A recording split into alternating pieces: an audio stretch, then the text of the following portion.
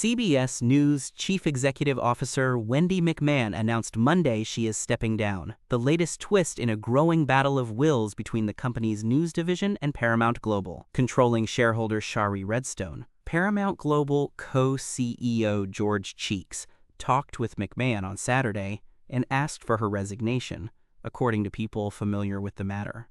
McMahon agreed to step down, and the Paramount Global board held a meeting Sunday at which members were made aware of the decision, according to those people, who spoke on the condition of anonymity to discuss internal matters. Spokespeople for McMahon, Paramount Global, and CBS News declined to comment. "The past few months have been challenging," McMahon wrote in her resignation letter to employees. "It's become clear that the company and I do not agree on the path forward. It's time for me to move on and for this organization to move forward with new leadership." In recent weeks, Paramount Global's board had put increasing pressure on Cheeks and McMahon to know specific details about 60 Minutes programming ahead of its air date, in a divergence from how the show operated in the past, according to people familiar with the matter.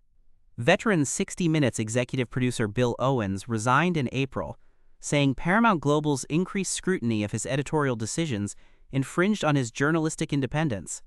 "Our parent company Paramount is trying to complete a merger," Scott Pelley, a 60 Minutes correspondent, said on air at the end of an episode April 27th after Owens resigned.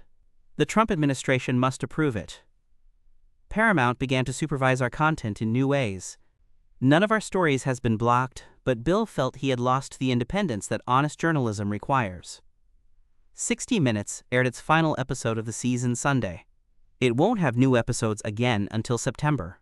McMahon felt she had to fight to even get 60 Minutes to air at all in recent weeks, given the board's preference that certain stories not run, according to people familiar with her thinking. McMahon was appointed CEO in August 2023. There have also been several points of tension between McMahon and Redstone in recent months, including CBS's coverage of the Israeli-Palestinian conflict and a potential 60 Minutes settlement with the Trump administration over the editing of an October interview with then-presidential candidate and former U.S. Vice President Kamala Harris. Privately, Redstone has criticized McMahon over fairness and balance issues, according to people familiar with Redstone's thinking. Redstone has also been unhappy with McMahon's leadership and the performance of CBS News from a business perspective, according to people familiar with Redstone's thinking. Paramount Global is trying to get government approval to merge with Skydance Media, run by David Ellison. The deal would pay Redstone more than $1.5 billion for her controlling share in the company. She would not have a role at the merged entity going forward. That merger is being held up by the Federal Communications Commission as negotiations between Paramount Global and the government continue over the 60 Minutes interview. Another point of contention between the federal agency and the company is corporate diversity initiatives, the Wall Street Journal reported in April. FCC Chairman Brendan Carr has publicly urged media companies to curb diversity, equity, and inclusion programs. In February, Paramount said it would end its DEI policies, citing an executive order by President Donald Trump banning the practice in the federal government and demanding that agencies investigate private companies over their DEI programs. In October, Redstone publicly criticized McMahon's decision to reprimand CBS News morning anchor Tony Dokapil over an interview with author Ta-Nehisi Coates.